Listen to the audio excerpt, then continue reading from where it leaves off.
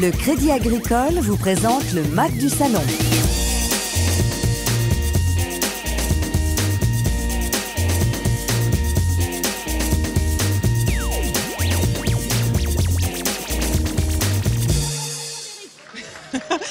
Et bonjour à tous, allez ça y est, c'est parti pour le dernier Mac et la dernière émission de Campagne TV, toujours en direct bien sûr du Salon de l'Agriculture, avec ce soir un invité de toute beauté, mesdames et messieurs, Jean-Marie Bigard. Merci Frédéric. Bonjour Jean-Marie. Merci. Gilles, tu m'as bien cadré, hein? On voit bien mon truc rose et tout, hein, d'accord. On voit le truc rose et on voit surtout le petit logo, on va en parler dans quelques instants bien sûr, parce que vous êtes un homme de cœur, un homme engagé, et vous venez nous parler des bouchons de l'amour. Ah oui. Tiens, mais on peut en parler en premier en fait, on fait ce qu'on veut dans cette émission. Mais bien, tu veux qu'on en parle tout de suite? Allez, c'est parti, on en parle. Alors les bouchons d'amour, c'est un joli petit logo. C'est une idée que j'ai eue il y a une dizaine d'années. Et je me disais, est-ce qu'on ne pourrait pas fabriquer de l'argent avec de l'amour? Imagine comment j'avais jeté le truc loin, tu vois. Et en fait, pendant 10 ans, il y a 10 ans, on s'est concentré sur l'idée de recycler un produit pétrolier qui est le bouchon, par exemple, de cette petite bouteille. C'est un produit très noble, et il s'avère que tout le monde a accroché. Cette association fonctionne beaucoup avec l'enthousiasme des enfants qui ne sont pas dans le monde de l'argent. Et donc, eux, pour filer un coup de main à leurs petits camarades, eh ben, c'est eux qui disent « Papa, maman, ne jette pas ce bouchon ».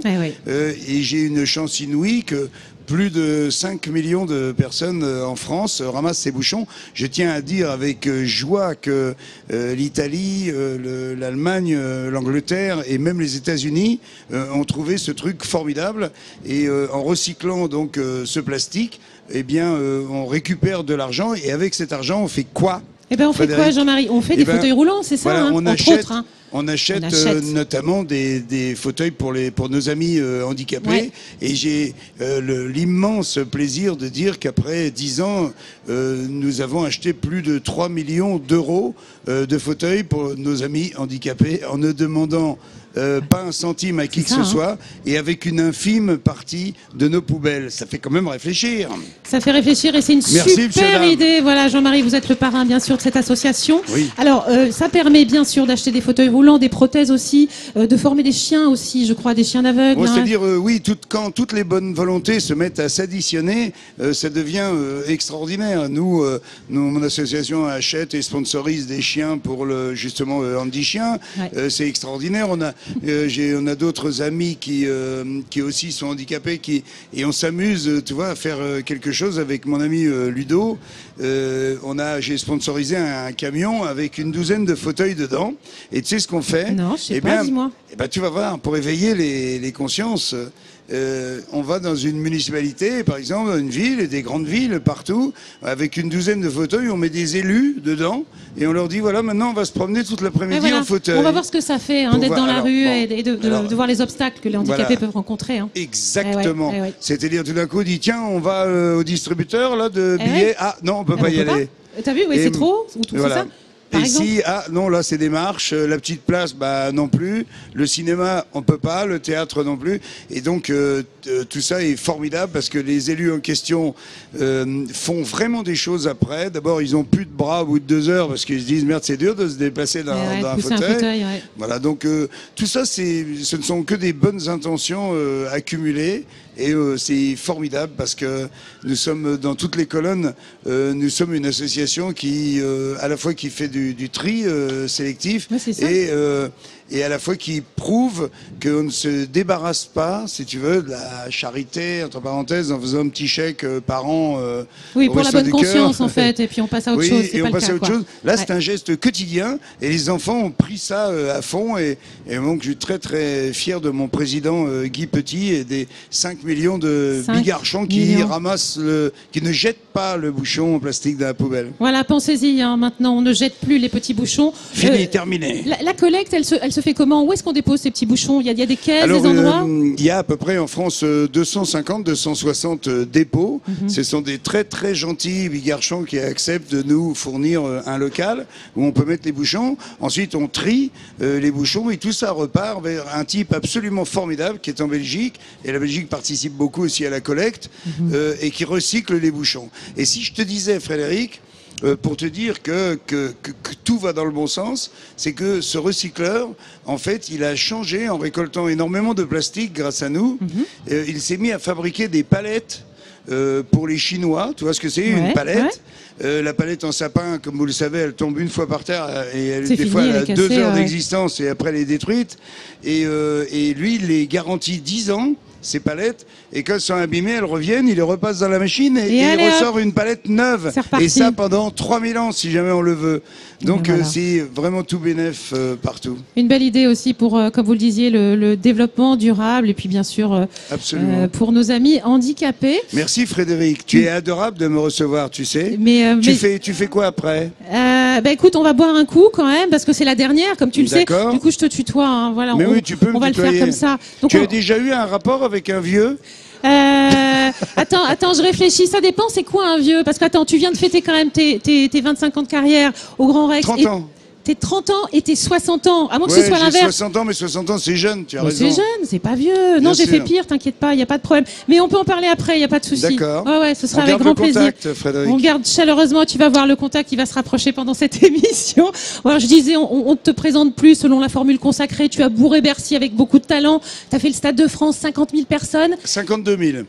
Toi, t'es un mec précis. Non, c'est pas ça. Frédéric, je te demande de ne pas me chipoter les 2000, parce que 2000, c'est l'Olympia 2000. C'est vrai, c'est vrai. Et 52 000, c'était la formule maxi du Stade de France avec 12 000 sur la pelouse, assise.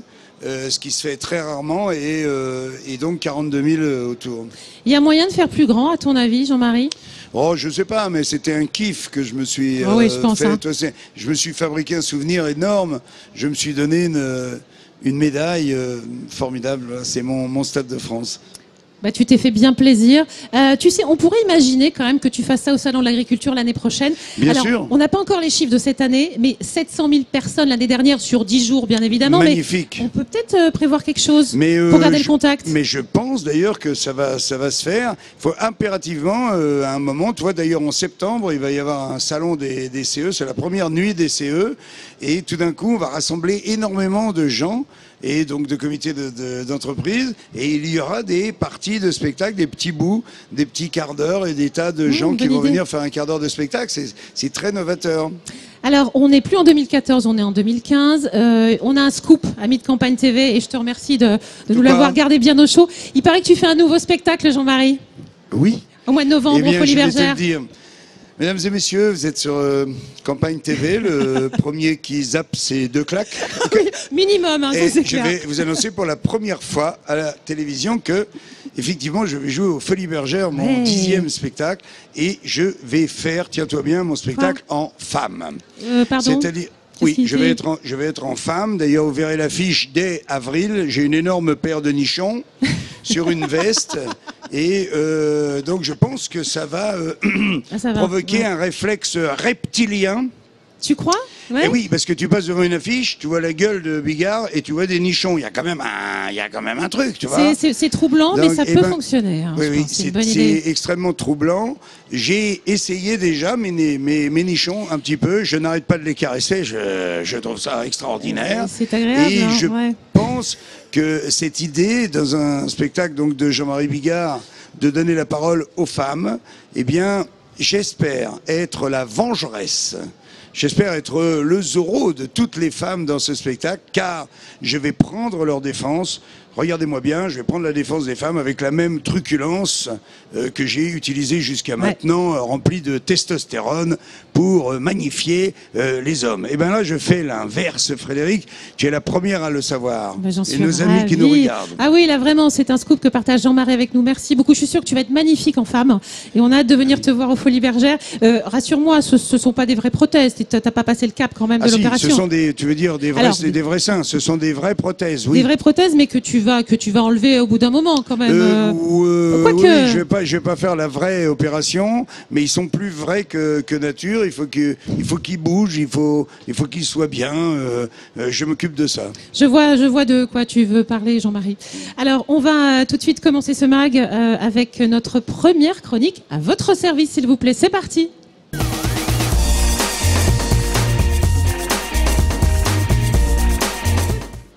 Alors Jean-Marie, le castor, tu connais, ça te dit quelque chose? Oui, donc c'est un petit animal à la queue plate, hein, comme tout le monde le sait. Voilà, je voulais pas être vulgaire, mais, Non, mais je vais l'être tant pour pis, toi. si jamais tu le fais à ma place, tant pis. Alors on va parler du castor aujourd'hui, Jean-Marie, Oui. mais pas celui que tu imagines. Le castor, c'est un projet innovant de la Banque Verte, la banque partenaire, bien sûr, des agriculteurs, avec Emmanuel Métivier, responsable du fameux castor. Bonjour, soyez le bienvenu sur le plateau du MAG. Merci Fred, bonjour à tous. Alors, Bonjour. le castor, c'est quoi? Le castor, c'est plein de choses à la fois. C'est d'abord une des plus belles innovations technologiques bancaires de ces 2 dernières années. Et puis en même temps, c'est une aventure humaine parce que je vais vous expliquer ce qui se passe derrière, mais il n'y a pas que de la technologie et c'est important. En fait, au départ, c'est quand même la réflexion de se dire comment la banque de proximité par excellence, qui est le Crédit Agricole Store, peut se retrouver là-dedans. Parce qu'on a tout ça dans la poche. Voilà, les smartphones, les tablettes, bien sûr. Voilà. Et comment on fait pour être présent là-dedans? C'est une réflexion qui a amené plein de choses et qui a amené la création de ce petit animal qui est un projet informatique, donc qui est vraiment multifacette. Ah oui, on va en parler. Jean-Marie, je suis sûre que... Alors, je sais pas, est-ce que toi, tu utilises les tablettes, les smartphones? Est-ce que tu es... Oui, un petit peu, oui. Ouais, j'imagine, même à travers tes spectacles. Tu communiques un peu sur les réseaux sociaux? Oui, bien sûr. C'est assez efficace. Ça permet d'avoir en plus de prendre la température sur un large public. Donc c'est très intéressant. Oui. Intéressant, immédiat. Et puis j'imagine que toi comme nous autres, on s'est tous dit à un moment, mais tiens, mais zut, cette application, elle n'existe pas. Moi, j'aimerais bien qu'elle existe, mais alors comment la créer? C'est pas facile. Et bien justement, notre ami Emmanuel a la solution avec le castor. Alors c'était effectivement une des premières idées, c'est que les banquiers savent faire des applications de banquiers. Ouais. Donc des applications qui ressemblent à la banque. Or, on s'est assez rapidement dit quand même que nos clients, ils avaient des besoins, et leurs besoins, c'était jamais la banque. La banque, c'est un moyen pour accéder à des besoins, mais le vrai besoin, il est autre part. Et donc, on a monté tout un système pour récupérer les idées de nos clients, qui nous apportent des idées hyper intéressantes sur, par exemple, je veux gérer l'argent de poche de mes enfants, je veux gérer mes consommations automobiles, je veux faire plein de choses, je veux arrêter de fumer. Donc tout ça, c'est des idées qui viennent, et on va voir comment, avec les données de la banque, et des applications mobiles, mais aujourd'hui c'est sur un terminal comme ça, demain ce sera sur des lunettes connectées, des voitures connectées, ou directement des implants. Comment on arrive à répondre à ce besoin? Et ça, c'était vraiment le premier challenge. Alors justement, comment ça fonctionne? Comment vous avez réussi à mettre en lien ces clients, leurs belles idées et la réalisation de ces applications? Alors, la captation des idées, c'était quelque chose. Donc, on a fait classiquement un site web, on anime des ateliers de co-création. Donc, on avait les idées, mais la vraie question derrière, c'était comment développer sur ces nouveaux terminaux. Nous, on fait de la banque, on fait des choses très robustes, très solides. Maintenant, développer sur des terminaux mobiles comme ça, c'était quand même pas évident. Et on a préféré se tourner vers les gens qui savent vraiment faire ça. On a créé une coopérative, on est dans le monde agricole, donc on sait faire. On a créé une coopérative de développeurs qui s'appelle les Digiculteurs et qui aujourd'hui crée les applications pour nos clients, avec nos clients. On est vraiment dans une intimité très très proche. Comment vous choisissez les digiculteurs? Les digiculteurs, en fait, on les choisit, mais ils viennent vraiment vers nous assez naturellement. C'est des développeurs qui voient, grâce au Crédit Agricole Store, la capacité de développer des applications, parce que pour qu'ils puissent développer ces applications, en fait, on a ouvert notre système d'information, c'est-à-dire qu'on a donné la possibilité à n'importe qui de faire développer une application qui utilise les données du client. Alors on pourrait pas imaginer de développer une application pour les bouchons de l'amour, par exemple, tu vois, un partenariat. Moi, je suis là pour vous mettre en contact. Et oui, et pourquoi pas, oui. Ouais. Je pense que c'est une super idée. Plus on peut exactement communiquer cette information, et puis plus ça marche, quoi. C'est le principe, de la solidarité. Il faudrait qu'on réfléchisse à ça en coulisses après, peut-être, de trouver une belle idée, parce que ça fait partie clairement des applis qu'on pourrait, véhiculer. Alors, en plus, ça va complètement dans le scope de ce qu'on veut faire. On sait très bien qu'il y a des tas de données dans la banque qui concernent les clients, mais on a pris conscience que les vraies applis, les vrais besoins, ils allaient au-delà de tout ça. Et notre credo, c'est justement d'ouvrir les différents fournisseurs de données. Donc vous en êtes quelque part, où vous êtes récepteur, mais une voiture connectée, un Peugeot ou n'importe qui, peut amener de l'information qui va créer une belle application. Et on pense vraiment que c'est dans le croisement des données que les belles applications et les belles fonctions vont naître. Donc on s'ouvre énormément à tout le monde. Ben voilà, ça c'est la bonne nouvelle. Et il est temps que toute cette modernité nous serve n'importe où, à la campagne, chez soi et tout, de pouvoir dire, voilà, clac, je vais régler mon problème de chez moi, quoi. C'est vraiment ce qu'on essaye de faire. Alors, Donc on appelle le public à venir participer à ce beau projet. Eh bien voilà, si vous avez des initiatives, c'est très très simple de rejoindre bien sûr l'équipe du Castor. Moi, il y a quand même un truc qui me chagrine, Emmanuel, dans votre petit projet, dans votre grand projet, pardon. C'est que forcément, les consommateurs, les clients transmettent des données bancaires aux digiculteurs, qui sont donc une pépinière extérieure à la banque. Comment on sécurise tout ça ? Alors là, on va rentrer dans le détail. En fait, les clients ne donnent jamais leurs informations à quiconque. Les digiculteurs créent une application et le client, en utilisant cette application, va avoir accès à ces informations. Mais jamais les informations ne sortiront du smartphone du client. On a monté vraiment un outil de sécurité qui est assez innovant aussi. Toutes les informations qui sortent de notre système d'information sont anonymisées. Et on préserve vraiment les données personnelles de nos clients sont préservées grâce à cet outil. Et ça, c'est quelque chose qu'on veut mettre aussi en avant parce que aujourd'hui, on voit qu'on est entouré d'objets connectés, des tas de choses, des montres, des tensiomètres, des tas de choses qui véhiculent énormément d'informations les plus personnelles sur nos clients. Et on se dit qu'avec cet outil-là, et avec l'anonymisation qui va derrière, on va permettre aux clients de consommer ces données dans des services sans pour autant les exposer à des tiers qui en font commerce ou qui peuvent faire pire que du commerce là-dessus. On est bien d'accord. Combien d'applications développées pour l'instant ? Alors, pour bien mesurer, une grande banque, une grande assurance, c'est grosso modo une application majeure tous les 2 ans. Grâce au Crédit Agricole Store, à l'ouverture des API, de notre système, on a réussi à développer, aujourd'hui on a 32 applications dans le store et on a à peu près 270 idées qui sont en attente de développement. Ah oui, ça bouillonne, hein, toujours. Qu'est-ce que je voulais vous dire d'autre ? Moi je sais plus. Ah oui, est-ce que c'est gratuit tout ça ? Alors tout est effectivement gratuit. L'usage de ces applications est entièrement gratuit pour nos clients. Donc c'est pour ça qu'il ne faut pas hésiter. Venez sur www.creditagricolestore.fr et puis venez consommer les applis parce que c'est gratuit pour vous. Et si vous n'êtes pas client, vous pouvez le devenir.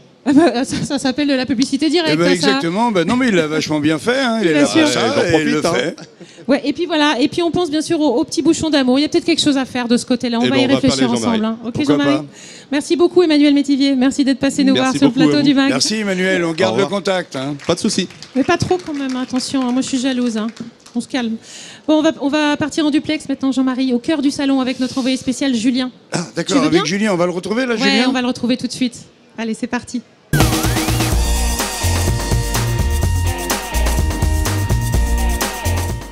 Bonjour Julien.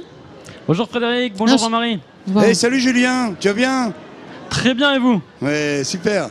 Alors, on va faire un... Attends, Julien. Je vous en prie, Frédéric, je vous en prie. Ouais, Julien, c'est ta dernière. Julien, je sais que tu es un grand fan de moutons. En fait, Jean-Marie, Julien nous a parlé des moutons toute la semaine. Ouais, il a une grande passion pour les ovins. Bon, mais c'est génial, chacun son truc. Exactement. Ah voilà, j'aime bien les moutons, hein, Frédéric. Hein. C'est mon petit plaisir, hein. Ça a été mon plaisir durant tout le salon. Aujourd'hui, on va un petit peu geeker avec Théodore Solari, qui est le community manager de Farming Simulator. Bonjour Théodore. Bonjour.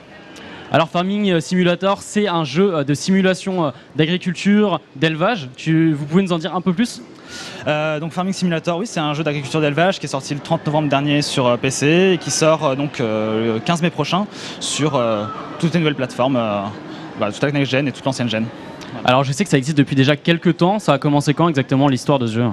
Ça a commencé vers 2006-2007. Ça a été repéré donc, par Focus Home Interactive et ça a commencé à cette époque-là à peu près sur PC. Et depuis, il y a beaucoup de fans, une grosse communauté sur ce jeu. Oui, tout à fait. C'est la 7e itération et c'est une communauté qui est en effet exponentielle chaque année, qui grimpe chaque année. Qui est constitué d'énormément de monde, aussi bien des familles plus classiques jusqu'aux gros gamers fans de simulation et bien sûr en passant par les agriculteurs qui ont envie parfois d'essayer des nouvelles machines ou d'essayer de nouvelles exploitations, de nouveaux types d'exploitation.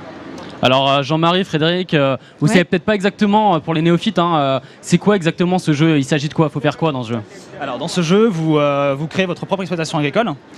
Vous pouvez avoir votre propre exploitation céréalière, avec en plantant du blé, du maïs, du colza, mais aussi des pommes de terre, de la betterave et plein d'autres. Vous pouvez conduire évidemment des véhicules, des tracteurs, plus de 100 véhicules, les plus grandes marques de l'agriculture du monde agricole qui sont représentées, comme Deutz-Fahr, Lamborghini ou New Holland. Voilà, c'est créer sa propre exploitation et avoir le champ libre pour se développer. Et voilà. On se demandait avec Frédéric, à quand un tracteur avec marqué en gros campagne TV dessus? Ah, ça c'est à vous de le faire malheureusement. Il y a tout un système de mode qui existe autour du jeu où les fans peuvent créer leur propre tracteur. Et donc si vous voulez un tracteur campagne TV, ce sera à vous de le faire et de l'intégrer au jeu directement. Alors Jean-Marie, vous en pensez quoi de ce jeu? Bah, ça a l'air génial, hein. C'est super en plus cette idée de pub sur le tracteur. Moi je pense qu'il faut lier tout ça, hein. Dès qu'un truc marche, il faut associer beaucoup de gens sur l'affaire. Alors, ce qu'on a envie de savoir aussi, est-ce que c'est un jeu pour les agriculteurs, pour les gamers? Comment ça s'est passé?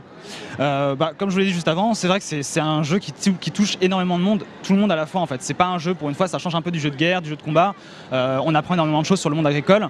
Donc il touche, comme je l'ai dit, des familles, des gamers qui sont fans de simulation, qui sont fans de recréer des situations de la vie réelle. Et bien sûr, les agriculteurs. Le lycée agricole par exemple aussi, tous les lycées agricoles qui peuvent avoir envie de former les futurs agriculteurs sur le jeu vidéo, parce que c'est des scènes de la vie réelle, c'est une simulation. Voilà, ça s'est construit comme ça, naturellement au final, avec des gens qui sont passionnés d'agriculture ou qui n'étaient pas au départ, qui le deviennent. Julien. Voilà. Oui, Frédéric. Jean-Marie, tu veux C'est génial, ouais. écoute, regarde, pour apprendre à piloter un avion, qu'est-ce qu'on fait? On s'entraîne sur un simulateur. Exactement. Et ben, il est en train de faire la même chose, le jeune homme, et c'est vachement bien. Comme ça, tu peux te viander 2-3 fois, ça te coûte rien. Et après, quand tu passes à la réalité, voilà. C'est nickel, c'est tapis rouge. Est-ce que ça cartonne, Julien? Julien, c'est un jeu qui cartonne, hein, et pas que chez les jeunes agriculteurs. Il cartonne, ouais. Ça c'est sûr qu'il cartonne beaucoup. Il y a énormément des millions de ventes chaque année. Il a été premier des ventes en précommande simplement sur Amazon devant des FIFA, devant des Call of Duty.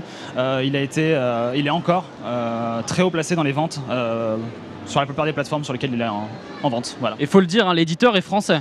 Tout à fait, l'éditeur Focus Home Interactive est français. Et vous êtes partenaire cette année du Salon de l'agriculture, partenaire officiel.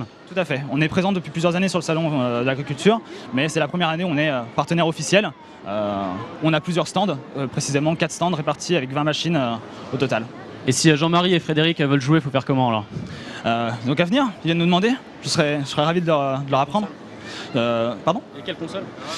Sur PC, Mac et sur toute la console de nouvelle génération. Ok, merci beaucoup. Je tiens aussi à remercier toute l'équipe de Campagne TV, Stop & Go pour ces duplex. C'était vraiment un gros plaisir. Merci à tous. Et puis à très bientôt. Je vous embrasse, Frédéric. Merci, Jean-Marie. Merci, mon petit gars. On vous embrasse, Julien. Puis bravo. C'était votre première, je le sais. Vous avez assuré. Vraiment, félicitations. Merci, la bise aux moutons et puis bien sûr à tous vos invités. C'était très chouette, Julien. À Salut, bientôt. Julien. Merci beaucoup. C'était un plaisir. Merci. Allez, c'est parti, on va voir ce que le chroniqueur du jour nous a réservé aujourd'hui, Jean-Marie. On va manger quelque chose? On va boire. Ah, génial.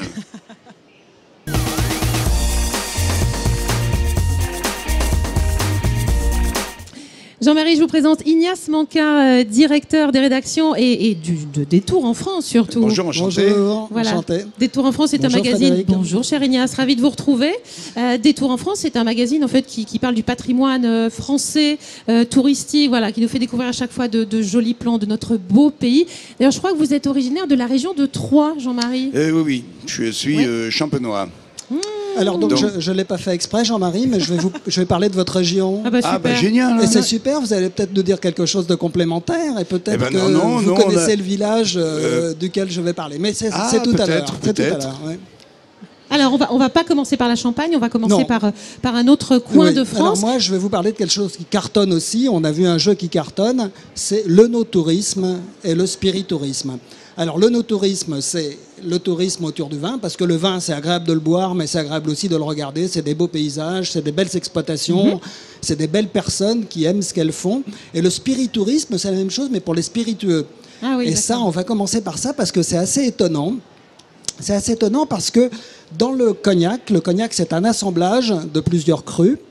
Et ben, si vous allez dans une maison qui s'appelle la Maison Camus à Cognac, mais il y a aussi d'autres maisons qui le font, qui font aussi des dégustations comme Rémi Martin, des gens comme ça. Si vous allez dans la Maison Camus, on va vous proposer d'assembler vous-même votre propre cognac. C'est-à-dire qu'on va mettre à votre disposition 4 crus de cognac dans une salle telle que celle qu'on la voit. Vous allez donc goûter les 4 crus, vous allez les noter et vous allez les assembler. Vous allez mettre un pourcentage de chaque cru jusqu'à obtenir le cognac qui vous ressemble le plus. Voilà. Devenir comme un maître de chai. C'est tout à fait ça. Ça s'appelle un stage de Master Blender. Et donc, ça dure une matinée. Donc, on commence par goûter tous les cognacs. Et ensuite, une fois qu'on a mis son pourcentage, on fait le mélange et on goûte le mélange et on rectifie jusqu'à obtenir ce qu'il y a de mieux. Mais on risque pas de jouer les apprentis sorciers, de se planter, de ressortir avec un cognac qui ne ressemble pas du tout au cognac? On a quand même le maître de chai qui est là. Ah, et vrai. si on est dans la maison Camus, il y a quand même une personnalité du cognac de Camus et on est quand même aidé. Et alors, donc, on a fait ça. On a obtenu le mélange qui était super. Et donc, on va, avec une éprouvette, chercher dans les fûts le pourcentage et on en fait une bouteille. Et cette bouteille, on met une étiquette à son nom et on repart avec. C'est génial. Magnifique, formidable. Ah ouais. Et alors, la cerise sur le gâteau, c'est que la maison Camus garde le mélange qui vous plaît le plus. Et si, un an après, vous avez envie de retrouver ce mélange-là, vous passez un petit coup de fil et on vous refait une bouteille à votre nom. Donc du sur-mesure finalement pour avoir du cognac. Ça coûte combien cette histoire? Alors ça coûte 160 €, mais vous repartez Ça avec va, la bouteille de cognac. Une bouteille unique en fait, que Tout vous à avez fait, la choisi, bouteille vous, qui que vous vous avez correspond assemblé, bien. vous. Tout à fait. Et est-ce qu'elle porte votre nom cette bouteille? Est-ce Oui. qu'on peut avoir la bouteille Jean-Marie Bigard Oui, par oui, exemple on en peut. XO ou VSOP? On C'est peut, pas mal tout à ça? fait. Oui. Ah bah faut qu'on s'en On peut. occupe de ça alors. Alors ça c'était la Alors, première ça, c'était la aventure première. œnotouristique, enfin On va donc, spiritouristique. on va donc traverser la France parce qu'il faut savoir qu'il y a 60 départements français qui ont des vignobles et ça fait 60 visites potentielles. Et donc là, on traverse la France et on va en Bourgogne. Alors pourquoi en Bourgogne? Parce que le Bourgogne, c'est vraiment un vin qui est constitué d'un monocépage et c'est ça qui est intéressant. Et donc, pour caractériser ces vins, c'est un peu plus compliqué que les autres parce que c'est vraiment un cépage particulier. Alors là, je vous emmène dans une maison qui s'appelle Sensation Vin. Alors pourquoi Sensation Vin? Parce que Damien, qui a cette maison, il est assez extraordinaire. Il a mis au point une technique de dégustation qui est assez classique, mais dans laquelle on déguste jusqu'à 10 crus. Donc vous voyez, lui, il pense que pour déguster du vin, il faut du volume, il faut qu'on compare les différents vins. Donc il va vous préparer 10 vins, 5 blancs et 5 rouges. Il va masquer les bouteilles parce que quand on a le nom de la bouteille, effectivement, Ouais, c'est pas pareil, ouais. on peut être un petit peu Influencé. influencé.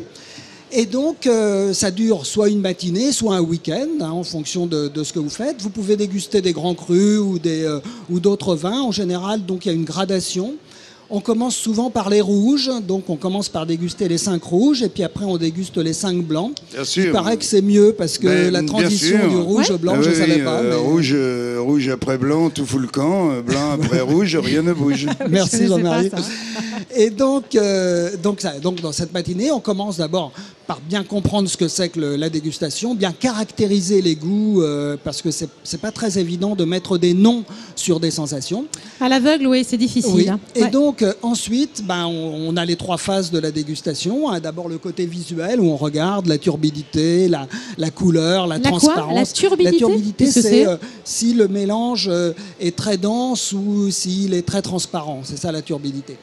Ensuite, on caractérise le nez, hein, le premier nez, celui qu'on a quand on met son nez sur le verre, et puis le deuxième nez, celui qu'on a quand on remue le verre. Et puis après, il y a le goût, hein, et donc on caractérise ça, on se fait son petit carnet aussi. Et puis Damien, il a ses bouteilles avec lui, et la bouteille qui vous plaît le plus, ou les bouteilles qui vous plaît le plus, vous pouvez aussi les emmener et les acheter chez lui, donc c'est assez sympathique Toi, aussi. Eh bien, ça, c'est formidable. Félicitations, parce que c'est une vraie éducation. Et c'est vrai que quand on vous dit, quand avec un copain, vous dégustez un vin et que vous lui proposez un nom, il va tout de suite l'associer, il va dire oui, c'est vrai, fruits rouges, mûrs, fait, ou ouais. chocolat, même, Ouais, n'importe ouais, quoi, ouais. sur n'importe quelle dégustation. Et jusqu'à la fin de tes jours, tu vas garder cette référence et ces sensations. Donc c'est une vraie éducation. Pour avoir un peu l'air moins bête et pour pouvoir dire quelque chose d'un vin, eh bien, il faut souvent en parler avec avec des tas de noms, de couleurs, de fleurs, et c'est magnifique. Et donc chez Sensation Vin, ça commence à 80 € pour une petite dégustation et ça va jusqu'à 230 € pour le week-end avec les crus les plus D'accord, prestigieux oui, du donc Beaujolais. ça Donc, reste plutôt, ça reste plutôt abordable tout ça finalement. Jean-Marie, j'ai une petite question, je sais pas si elle fâche, mais tu te souviens du vin que tu as renversé sur Geneviève de Fontenay? Eh bien, Tu sais, c'était non, quoi comme non, vin? c'était une erreur, c'était un cauchemar. C'est- oh, pardon. On savait plus où se fourrer, j'ai pas fait exprès, j'ai Mais c'est buté. bien. je butais dans le verre, elle s'est retrouvée, mais avec une toute petite quantité de vin. En fait, dingue. elle a été aspergée partout. Ouais. C'est-à-dire, si j'avais voulu le faire avec un compte-gouttes pour lui en mettre bien partout, j'aurais pas fait mieux. Et donc c'était dramatique et c'était forcément un petit peu drôle, mais surtout dramatique. La pauvre et tout, on l'a embrassée et tout, elle nous a pardonné. Mais oui, elle est elle a extraordinaire. récupéré ses habits le lendemain. Elle est arrivée à faire détacher des habits qui étaient uniques qu'elle avait. Je regrette vraiment que ça se soit passé comme ça. C'était un accident et voilà, ça a fait un peu le buzz à l'époque. Oh oui, grandement avec ton copain Laurent Baffy. Bon, Oui. voilà. Mais donc bref, voilà. On va continuer. On va passer d'ailleurs à la Champagne, ta région, Et là, pour parler de chez vous, spiritueux. Ouais, bien Jean-Marie. sûr. On va à Ville-sur-Ars. Je ne sais pas si Oui. vous voyez où c'est. C'est à 35 km au sud-est de Troyes. Je crois qu'on est un peu par oui, chez tout vous. à fait. Et Ville-sur-Ars. là, parce que bon, on peut aussi aller déguster du champagne à Reims, à Épernay. Il y a des grandes maisons qui font ça. Mais ce qui m'a plu chez Carole Massin, qui nous accueille là-bas, c'est que d'abord, elle est extraordinaire, elle est très vivante, elle adore ce qu'elle fait, elle adore recevoir, et ça se sent hein, quand on la voit, quand on parle avec elle. Et elle peut vous accueillir pendant les vendanges. Et ça, c'est pas évident, parce qu'il y a beaucoup de maisons qui, pendant les vendanges, n'accueillent pas les gens parce qu'on a autre chose à faire. Alors qu'elle, elle se dit, c'est vraiment à ce moment-là qu'il faut recevoir les gens, parce que tout est en activité et on peut tout voir. On peut voir les gens qui cueillent les raisins dans les vignes, on peut voir le pressoir en fonctionnement, on peut goûter avec modération, parce que c'est Toujours, pas bien sûr. le jus qui sort, parce que ça peut avoir des effets absolument délétères. Et puis on va aussi On en parlera pas. dans le, non, on va pas en parler. Là, on va aussi au moment du soutirage. Et puis, alors elle complète. Et là, on voit à l'image, elle complète donc c'est cette magnifique, ça. visite de son domaine par une dégustation. Alors, son domaine, c'est déjà agréable, hein, c'est à Ville-sur-Ars, mais là, on repart. Et on va au sommet d'une colline avec la vue qu'on a sur toute la campagne qui est bruissante d'activité à ce moment-là. Et là, on déguste 4 crus de champagne en mangeant des petites choses. Et puis, non content de faire ça, elle a inventé un petit jeu, il y a un petit bois à proximité, elle met des questions dans des bulles, comme des bulles de champagne, et puis ceux qui répondent aux questions, bien sûr, ils ont un petit cadeau. Et bien voilà, et ça coûte combien cette activité donc en Alors Champagne? ça coûte 25 €, ce qui Ah est oui, tout à donc fait, voilà, c'est très très accessible. tout à fait hein. Très accessible. sympa. Ouais, Alors belle elle idée, fait hein. d'autres choses, Carole, mais on On en parlera peut-être bien une autre sûr fois. dans un prochain mag de Campagne TV. Merci beaucoup Ignace, vous nous avez Merci. enivrés avec toutes ces belles histoires viticoles. Merci beaucoup. Et merci Jean-Marie. Merci. Alors maintenant, pour éponger tout ça, il va falloir manger un peu de viande. Pour hein. éponger quoi? On n'a rien bu, Ouais, hein, c'est je te vrai. signale. Je hein. suis d'accord, c'est vrai, c'est un peu frustrant. T'as raison. On va essayer de. Bon, bref, le focus du jour, c'est parti.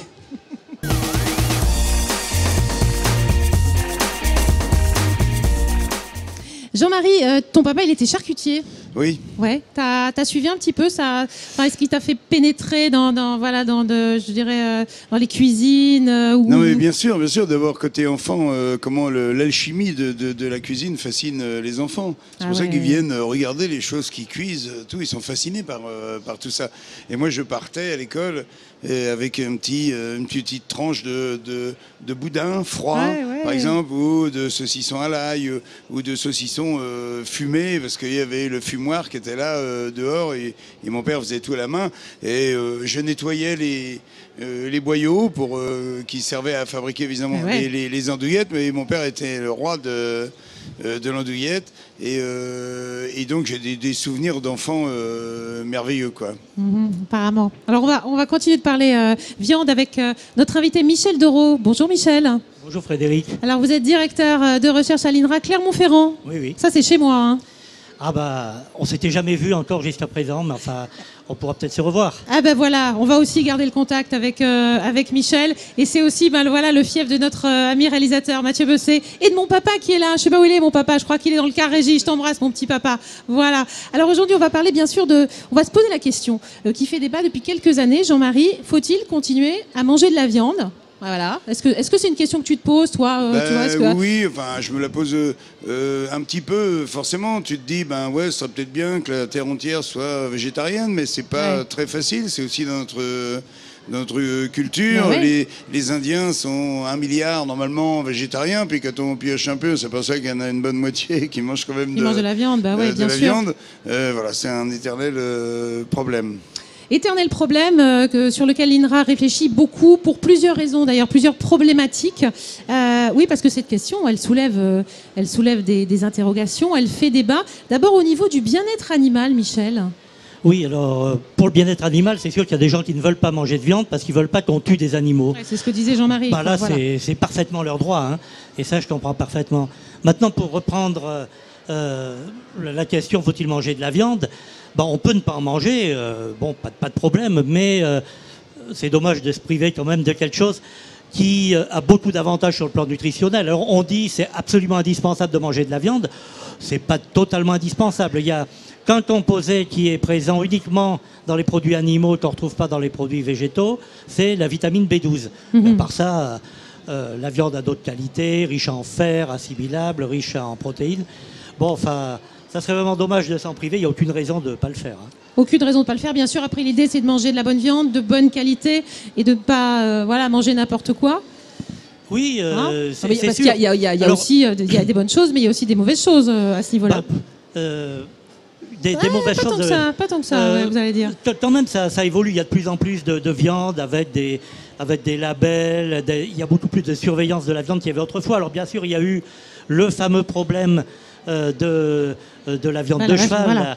Et ça, je crois que ouais. jamais on pourra éviter qu'il y ait des fraudeurs. Malheureusement, c'est comme ça dans tous les cas, hein. Et au niveau de l'environnement, ça donne quoi, la consommation de viande? Parce qu'on en parle aussi beaucoup, hein, ça, le fait d'élever et de polluer. Est-ce que tout ça est vrai? Info, intox, cliché, on en est où là-dessus? C'est pas d'intox. C'est vrai que l'élevage produit par exemple des gaz à effet de serre. Ouais.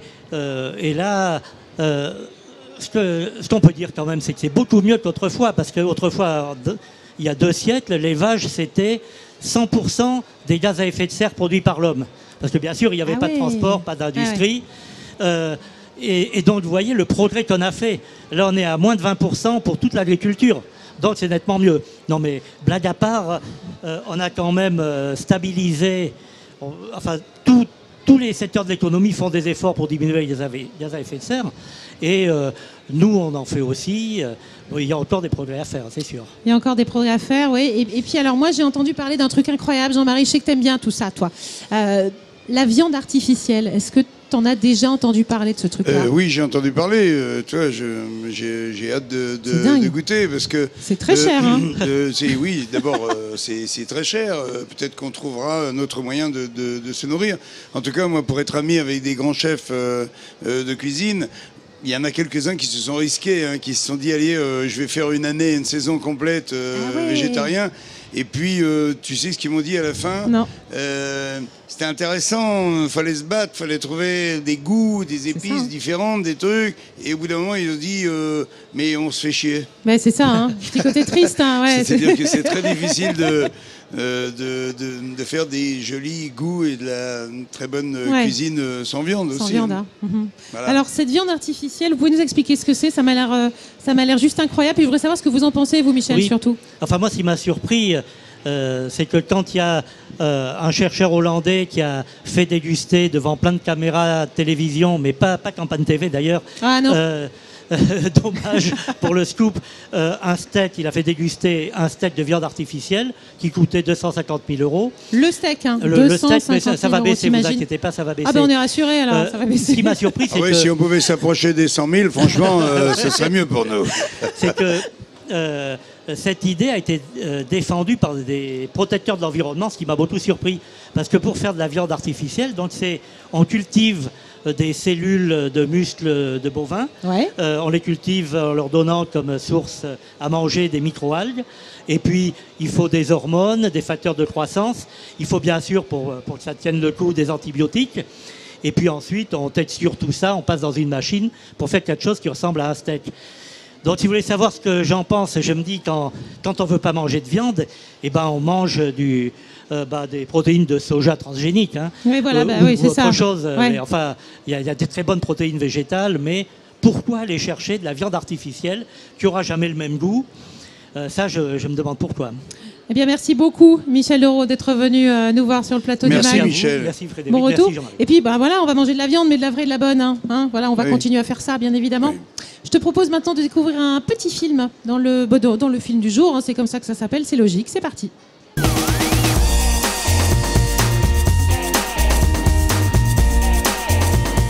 Et nous sommes allés à la rencontre de Thierry Lauvergeat, qui est le président directeur général des Biscuiteries de France, bien connu pour leur délicieux pain d'épices. Regardez.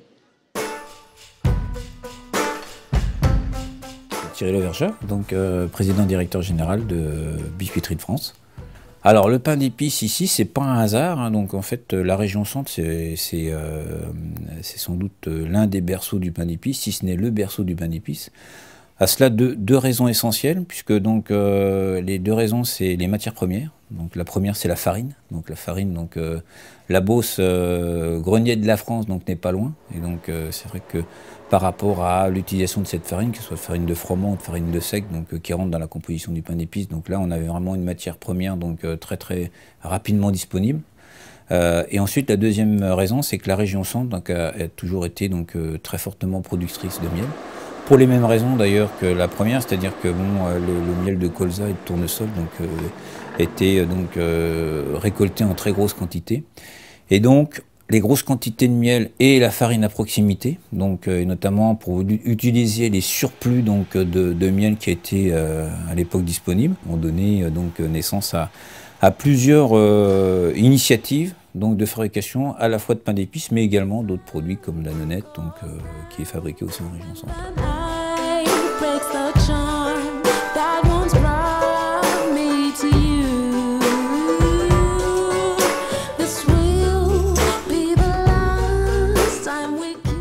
Alors un pain d'épices est fabriqué en plusieurs phases.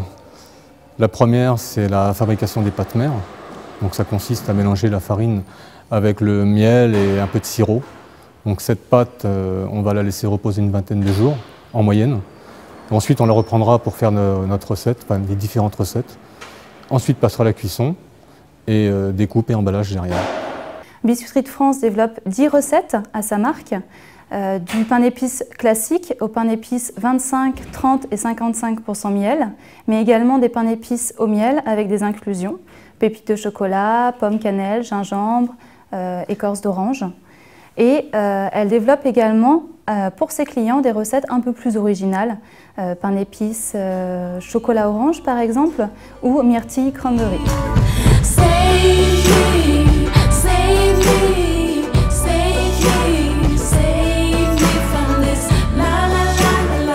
Pour faire un bon pain d'épices, il faut déjà des bonnes matières premières, c'est-à-dire une bonne farine, une farine de seigle, un bon miel, et ensuite, en respectant les étapes, on arrive à faire un bon pain d'épices. Toutes nos recettes sont garanties sans huile de palme, et le pain d'épices est commercialisé du pain d'épices de tranche jusqu'à la bande de 6 kg, sachant que le pain d'épices qui est le plus couramment commercialisé et à un grammage de 250 grammes. Les points de vente sont multiples, ça peut être depuis la restauration collective jusqu'en grande surface, en passant par des magasins biologiques diététiques et aussi en jardinerie.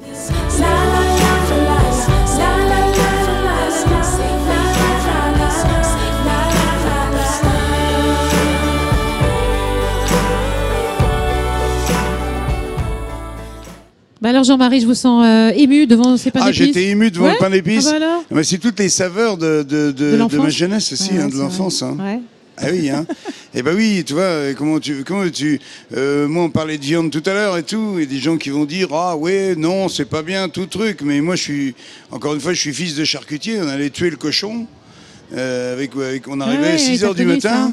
Et quand on partait le soir, tout était dans des saloirs, des trucs, tout était rangé, tout était fait. Et cette famille avait à manger pour 6 mois avec ça. On va continuer dans la gourmandise. Hein. Pas épicé, mais vanillé, si tu veux bien. Vanillé, alors là, j'adore. Ah, ça voilà. sent les îles. Ça sent les îles à fond. Et c'est quoi? C'est nos produits coup de cœur, c'est ça?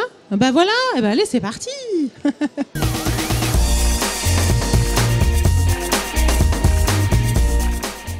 Alors, la vanille de Tahiti, Jean-Marie. Tahiti, tu connais, tu es déjà allé Mais là-bas? pourquoi on n'y est pas tout de suite Ben, c'est la grande frustration de ce On pourrait magazine, pas hein, quand partir même. avec eux? On peut peut-être demander à Campagne TV de nous payer le billet de retour et Ce partir serait avec génial, nos ça. amis. Moi, je pense qu'il y a moyen. Et tu sais quoi, on pourrait faire peut-être les bouchons de l'amour là-bas aussi. Je suis sûre qu'il y a un truc à faire. Voilà. Alors, je te présente Francky Tawatiti. Bonjour Francky. Bonjour Frédéric, bonjour Jean-Marie. Salut Francky. Bon, vous regardez Jean-Marie à Tahiti, vous? Bah oui, forcément. Oui, tout à fait. Je vais y aller bientôt. Ah ouais? Et oui, entre le 1er et le 13, je vais Nouméa et Tahiti. Et Tahiti. Et oui, et je vais aller à la pêche avec mon ami Olivier de Kersezon, qui est là-bas, qui habite là-bas, et je vais jouer mon spectacle là-bas. D'accord. C'est un grand bonheur. Très bien. Génial. Je serais heureux de vous accueillir à Tahiti. Moi, j'habite sur l'île même de Tahiti, dans la ville où se situe l'aéroport international, donc à Fa'a. Donc je vais te voir là. Voilà. Bien sûr. C'est génial. Alors, vous êtes producteur de vanille, une vanille d'ailleurs qui a remporté un franc succès cette année au Salon de l'Agriculture. Jean-Marie, figure-toi qu'ils ont gagné la médaille d'or avec la vanille. Alors, elle s'appelle bravo. Otu Vanilla, on peut l'applaudir parce que la vanille tahitienne ne représente qu'1% du marché total de la vanille, Jean-Marie, puisqu'en fait, c'est quoi? Ce sont les îles, les Antilles qui ont le monopole, la vanille de la Réunion, c'est ça? Aidez-moi. Oui, alors tout à fait. Moi, ce que j'explique aux gens, parce qu'il n'y en a pas beaucoup qui connaissent la différence entre la vanille de Tahiti, donc la variété qui pousse à Tahiti, c'est ça, et celle qui est le plus connue dans le monde, c'est-à-dire la vanille Bourbon. Ouais. Et la vanille Bourbon, elle est donc présente à Madagascar, la Martinique, la Réunion, donc toutes ces régions-là. Et puis on a eu la chance en Polynésie, en fait, parce que la liane qui donne la vanille, elle ne vient pas de la Polynésie. Donc ce sont des navigateurs qui sont venus à Tahiti et qui ont commencé à importer en fait des différents plants. Et avec le climat polynésien, donc cette vanille-là, elle a évolué, elle s'est adaptée au climat. Et aujourd'hui, en fait, la vanille de Tahiti, sa grande spécificité, c'est qu'elle arrive à maturité sur la liane, c'est-à-dire qu'elle arrive à mûrir complètement sur la liane. Ah d'accord. Tandis que la vanille Bourbon, pour faire un comparatif, lorsqu'elle commence tout juste à brunir, donc elle se fond, elle éclate. Donc ils vont la récolter avant qu'elle éclate. Donc elle n'est pas encore arrivée à sa maturité, elle n'a pas encore développé tous ses arômes. Oui, donc c'est une vanille. Elle s'appelle Otu Vanilla, hein, c'est ça? Oui, alors la société, donc c'est une société familiale. Donc papa est là sur le plateau également. Papa, on le salue, c'est Guy. Bonjour Guy, comment ça va? Fais voir, oh là là. Vas-y, tu pourras repartir bien sûr avec de la vanille. Je sais pas si Lola cuisine des bons desserts. Ça pour les enfants, ça peut être pas mal, hein, c'est de la vanille. T'as vu ça? J'en ai plein les narines. On va t'en faire un petit. Ça fait une jolie moustache, hein, comme ça. Oui. Petit côté clair en barre, hein, pas mal. Oui. Alors, la vanille de Tahiti, c'est une vanille exceptionnelle. C'est une exploitation familiale. Ça a commencé avec Guy et Odette, qu'on salue bien évidemment. Et puis vous avez repris le flambeau. Francky, racontez-nous un peu l'histoire de cette famille et de cette production. Alors, l'histoire, elle est magnifique parce que alors, les parents, Guy et Odette Tawatiti, ils se sont dit, bon, à la retraite, on va quand même faire quelque chose sur l'île de Raiatea. Et ils se sont dit, on va faire une exploitation de vanille. Bon, on est quand même la deuxième, troisième génération d'agriculteurs. Et nous, les enfants, en fait, avec la modernité, bon, tout le monde travaille. Moi j'ai un diplôme d'informatique, donc je n'étais pas vraiment destiné à faire de l'agriculture. Et puis, lorsque j'ai vu les parents évoluer, ils étaient bien dans leur milieu. Et en même temps, ils ont un contact avec la nature qui est magnifique. Et nous, en fait, je pense que j'ai grandi loin de ça. Moi, j'ai grandi dans les ordinateurs. Et puis, quand je les ai vus évoluer, ils arrivaient à produire de la très bonne vanille. Par contre, il manquait une chose, c'est la partie commercialisation. Oui, bien sûr. Donc ça, vous en êtes occupé. Vous avez décidé de revenir sur l'exploitation, de leur filer un coup de main. Jean-Marie, il faut savoir quand même que... Oui, Francky, moi par exemple, je rentre avec ça à la maison. Comment on fait? Qu'est-ce que je fais pour profiter de cette vanille? Je fais quoi? Je fais un gâteau? Je fais une glace? Je fais quoi? Comment je l'utilise? Je vais te proposer une recette assez simple, mais vraiment, vraiment simple. Vas-y. Vous allez prendre une seule gousse. Vous allez la fondre en deux. Oui. Vous allez gratter en fait les graines à l'intérieur. D'accord. Et vous allez la mettre dans de l'huile d'olive. Oui, d'accord. Je fais ça et après? Et après, quand vous allez faire vos salades, oui, vous allez utiliser cette huile d'olive vanille. C'est pas vrai. Je la fends, je la gratte, je ramasse les graines, je mélange avec de l'huile d'olive et je me sers de ça pour manger ma salade. La salade, si vous faites du carpaccio, utilisez de l'huile vanillée. C'est le fameux ceviche, oui, ça peut être pas mal aussi, hein, de mélanger les Saint-Jacques. Magnifique, je vais le faire. Si tu me la donnes, bien sûr. Ce serait un plaisir de te l'offrir, Jean-Marie. Merci, Francky, t'es un amour. Merci beaucoup. En 2 mots, parce qu'il nous reste très très peu de temps, dites-nous les grands chefs avec qui vous travaillez. Oui, alors en fait, je ne connais pas tous les noms des grands chefs, donc il y a M. Thierry Marx qui sur la capitale, donc à Paris. Mais en fait, on a des chefs en Normandie avec qui viennent nous donner un coup de main donc sur le salon de l'agriculture. Donc je pense à Monsieur Alain Instinct, qui est chef du restaurant La Tâche en Normandie à Falaise. Et juste après le salon, en fait, nous allons partir sur la Normandie pour organiser 2 événements. Donc ce sera 2 soirées vanillées avec spectacle de danse polynésien. Donc tout à la vanille. Donc c'est vraiment pour faire connaître le produit. Et puis voilà, bon, les gens vont passer une superbe soirée polynésienne. J'imagine, j'espère que vous aussi, Normandie, Tahiti, ça va faire un petit choc quand même climatique, hein, on vous prévient, hein, non? Ça va aller, tu crois? Oui, mais je suis prêt. Il y a 25 heures pour se préparer, c'est l'avion. Et puis arrivé là-bas, je verrai Francky. C'est génial, merci beaucoup Francky, merci. Bonne continuation et plein de bonnes choses pour cette vanille de Tahiti. Merci beaucoup. Merci. On passe tout de suite à la météo. La météo de demain, sinon ça sert à rien. Hein. Météo du jour, ça veut rien dire. Hein. Météo de demain, allez, c'est parti.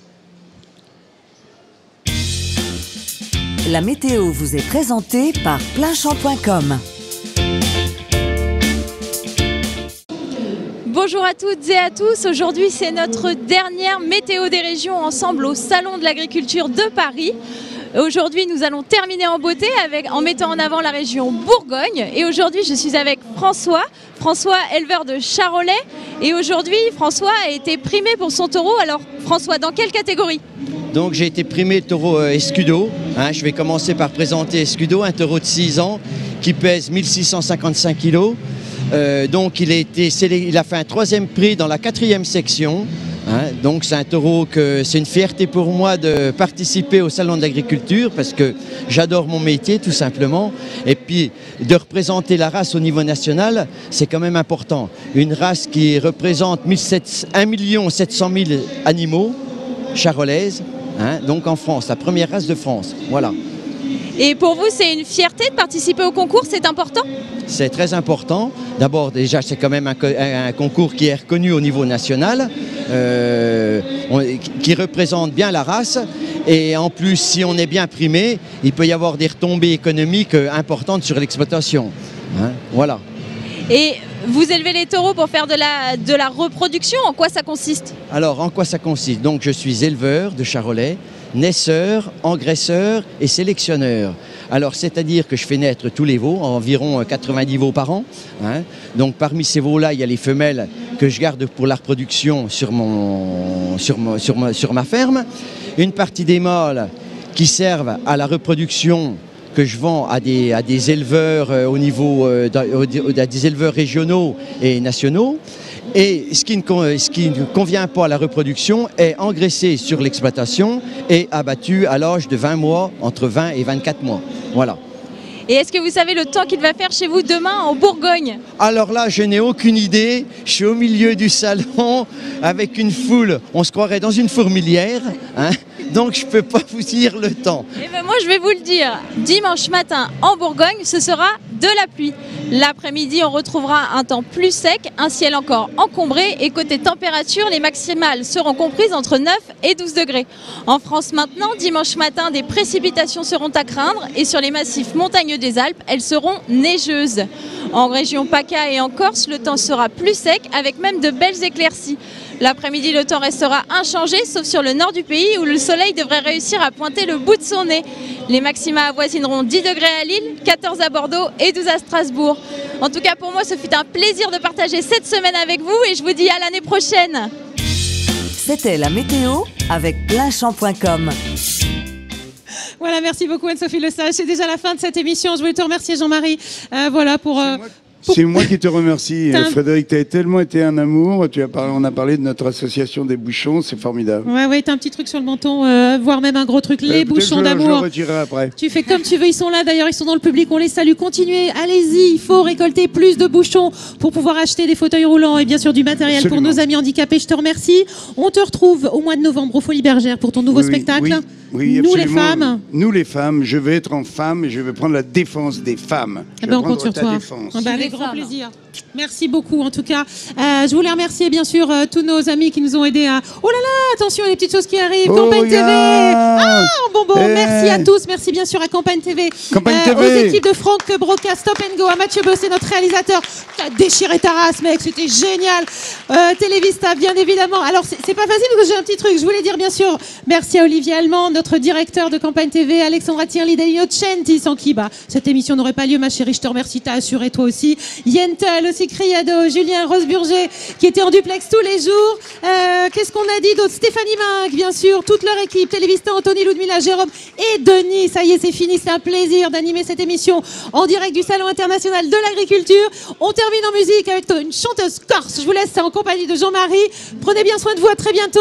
Et voilà, c'est Graziella Santucci qu'on a reçue au début de ce salon, prodige corse. Elle chante, elle joue de la guitare, elle a joué avec les plus grands, Higelin, Imouvrini, c'est ça, Jean-Paul Poletti et Jean-Marie Bigard m'a défendu une fois pour un concours de chant il y a longtemps de ça. Eh bien voilà, le monde est Corse. petit. Lui, il s'en rappelle pas, mais moi je me souviens. Mais si, je m'en rappelle. Avec bien Chantal sûr. Gallia et tout le monde m'avait. Ouh là là, c'était vraiment quelque chose. Hein. Ah bah voilà, vous vous retrouvez. Sur Campagne TV, merci. Qu'est-ce que vous allez nous parle de la Corse et ça tire. Ça pète, c'est bon signe là, on est sur la bonne. On est sur la bonne chaîne. Qu'est-ce que vous allez chanter aujourd'hui? Là, je vais tenter de chanter, je vais me risquer à chanter une chanson à moi. Ah, c'est bien. Une chanson pour la justice et en hommage à ceux qu'on emprisonne sans preuve pour leurs idées. Parce qu'il y en a encore, malheureusement. Merci beaucoup. Graziella Santucci, pardon, merci. On vous dit à très très bientôt sur Campagne TV. À bientôt, merci. À vous, au revoir. Merci. Merci. Voilà, c'est bon.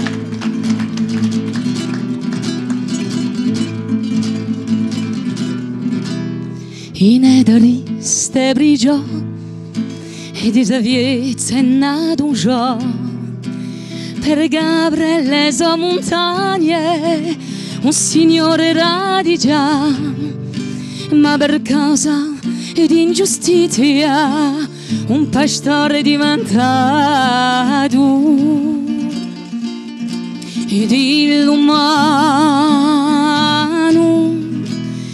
ci sono uomini che si morrono anche quelli di mammighi e ci sono altri che si decedono come si popoli stanchi di le d'arme è diventato come un sagrato pastore canta nei suoi segreti l'uso corre libertà, libertà, libertà. C'était le Mac du Salon avec le Crédit Agricole.